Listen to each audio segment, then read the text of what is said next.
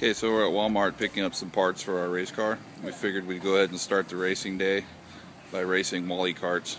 Yep. You ready to get smoked? Yeah. Let's do the thing. On your mark. Get set, go.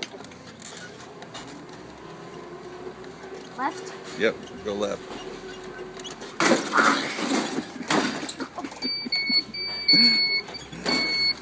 Cut me off. Another left? Yeah, go left.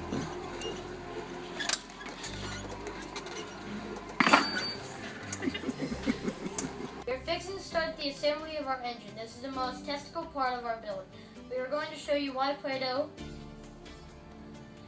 is an important part of building a performance engine. We will also check our tolerances, geometry, machine work is to our spec. One mistake and this engine will fail. Very good.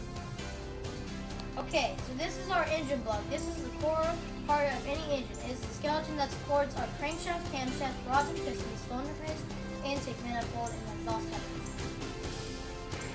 Okay, so the first thing we are going to install is the camshaft. The egg-shaped profile controls the timing of our intake and exhaust valves. The cam determines the personality of the engine, idle, power band, and performance. This is how the lifter works. You see how it's riding the cam, egg-shaped.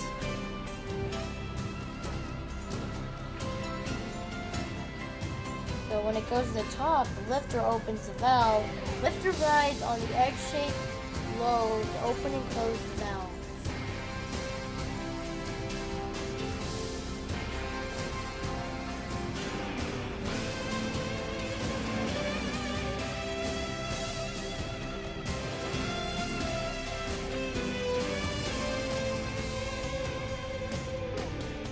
We're going to install the crankshaft. The rods and pistons turn crankshaft like the pedals on a bicycle during the power stroke. All power generated in the engine is transferred through the crankshaft to the transmission.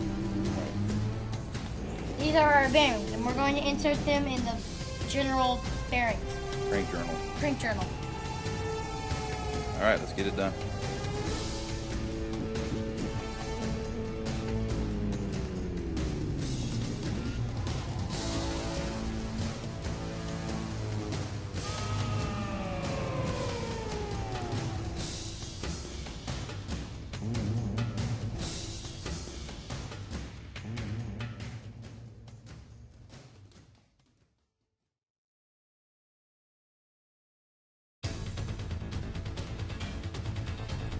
Okay, so now we're going to torque our mains with the snap-on torque wrench.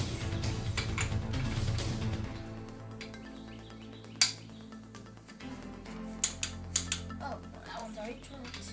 That one's already set at 70 pounds. That one was already at 70 pounds. So is this one.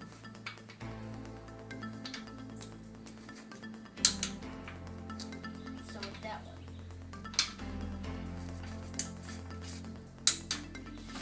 That one is 70 pounds.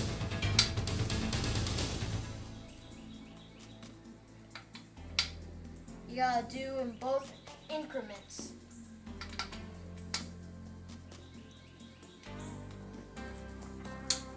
That one's at 70 pounds.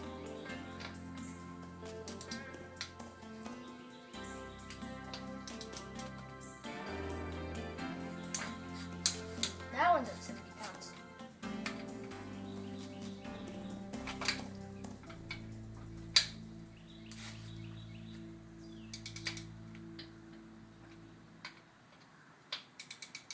Like I said before, you have to do them both increments. That one's at 70 pounds.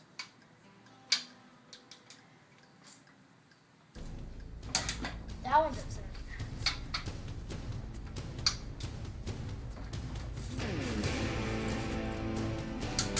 That one's already at 70 pounds.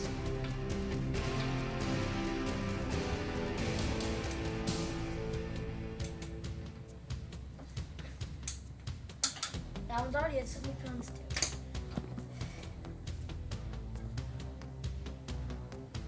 That's what I like to see. Because if something's wrong, the crankshaft won't turn, but nothing's wrong. That's what I like to see. Very good. Looks like everything's good to go on the crankshaft. All right. We are now going to install our rods and piston. The piston harness the combustion gas is created when the fuel and air is ignited by the spark plug, thus turning the crankshaft. What you see here is a rod and piston, oil ring, and compression rings that seal the piston to inside the cylinder right here. That's right. The top of every piston has a mark. This one has a circle. The mark on the piston always goes towards the front of the motor. Very good.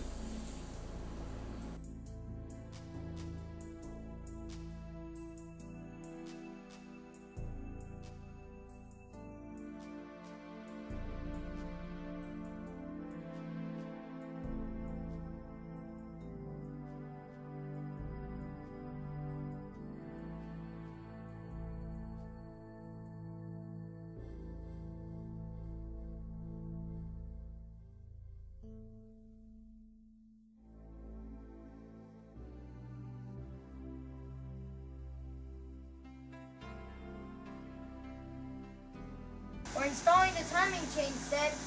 This is the crank gear, this is the cam gear. The cam gear is twice the size of the crank gear, so this moves half the speed of the crank gear. That's right. Camshaft turns half the speed of the crankshaft. The crankshaft has to make 2 full revolutions to complete the 4 strokes of the 4-stroke cycle.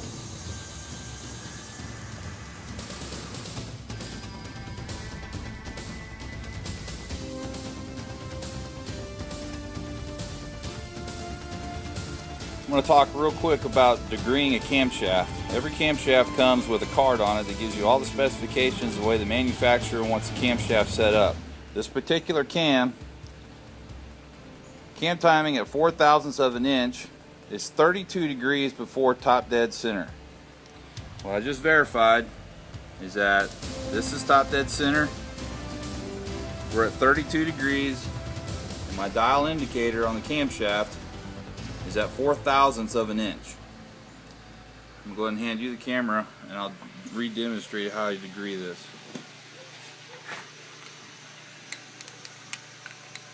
The dial indicator is measuring the lift of the cam. I'm going to back the motor up. You can see it almost went down to 0. I'm going to go ahead and re-zero it.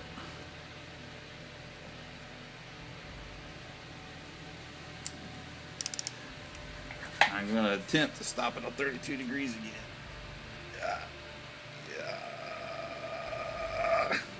I passed it up. Passed it up again. Anyways, I can't duplicate it. But We're close. you need to know your camshaft is at when you're building a performance engine. This camshaft is set up according to the specifications on the cam card. Okay, so with our aftermarket AFR Renegade cylinder head and our larger camshaft, we need to make sure that we have enough valve to piston clearance.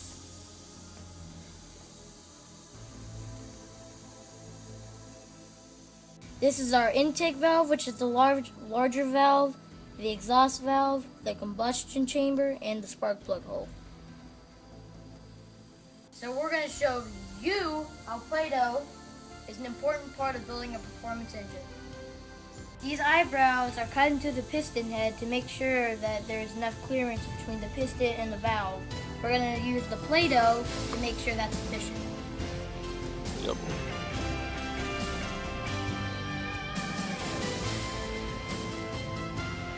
We have our Play-Doh that's 3/1000ths of an inch thick on our piston, and we're fixing to test the piston to valve clearance. Right. We're going to set up our cylinder head, check our valve change geometry, and valve to piston clearances.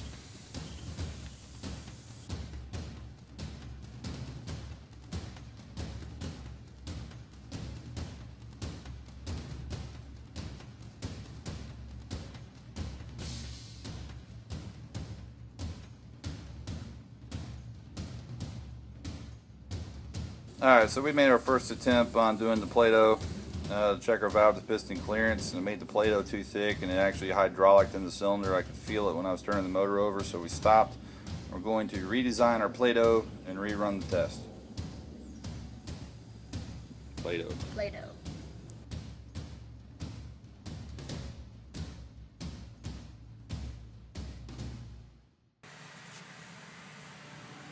Okay, we did our impression test with our Play-Doh on top of the piston.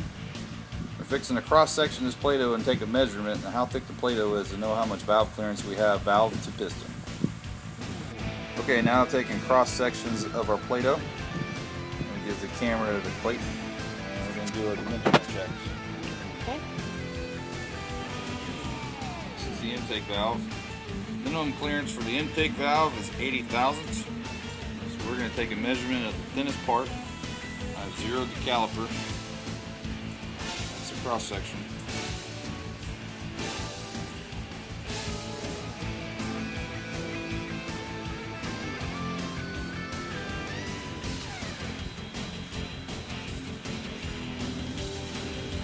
Got 155 thousandths clearance.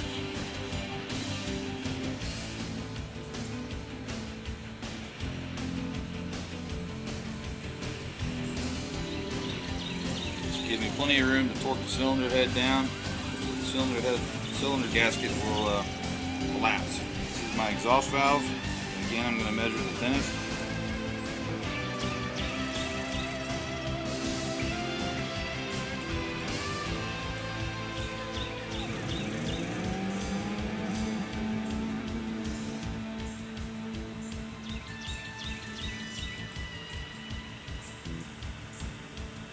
Got 160 thousandths, so we have plenty of clearance in this motor. Anyway, this is something you have to check because everything starts to grow and get hot when you rev the motor up and start racing. So if you don't check your valve to piston clearances, you have a good chance of the valve hitting a piston and ruining your engine instantly. We've done our dimensional checks and our valve clearance checks. Now we're ready for the assembly. Alright. Put this thing together.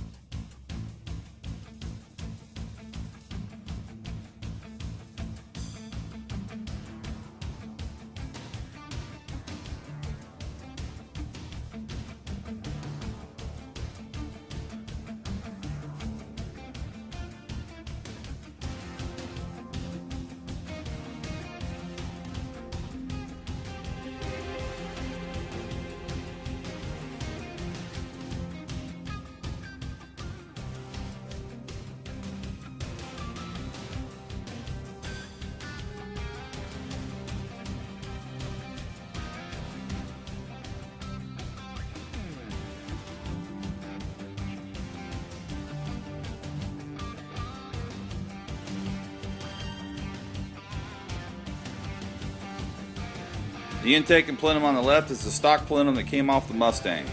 The intake and plenum on the right is a Ford Lightning GT40 intake manifold that we scored off of Craigslist.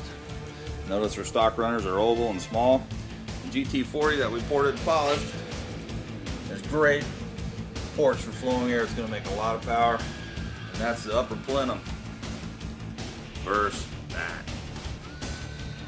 This is how we're going to make our horsepower. Alright, this is our GT40 Lightning intake plenum, which sits down on the top of the motor. In the middle down here you can see our camshaft, you can see our lifters and our push rods. The push rods come up through the head to the rocker arm, which open these valves down inside these ports. These ports are ported and polished, flow a lot of air, which makes a lot of horsepower. If you look on the exhaust side, you look in here, you can see the exhaust valve.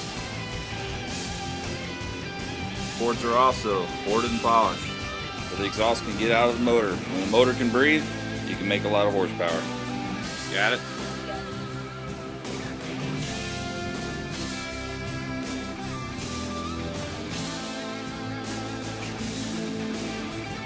Okay, so we had a late night concern about our valve. We came to check out our valve tree geometry. We went from a 1.6 to a 1.7 rocker. Our little roller right here was coming in contact with the stem right there. Too much on the outside, so my dad called up a friend, Troy Buff actually, to get his opinion on it. Talked to Troy. He says this motor is probably good to 8,000. We were a little concerned about the valve stem being flexed inside the valve guide and trashing out the valve guide, but after doing a grease check, which I'll show you a couple pictures of, I think we're good to go.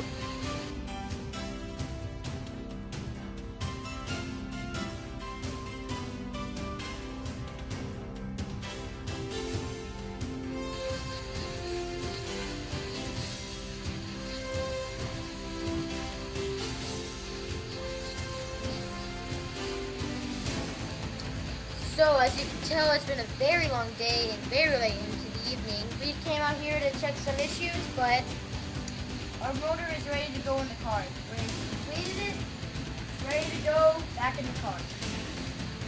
Find that. Yeah. Yeah.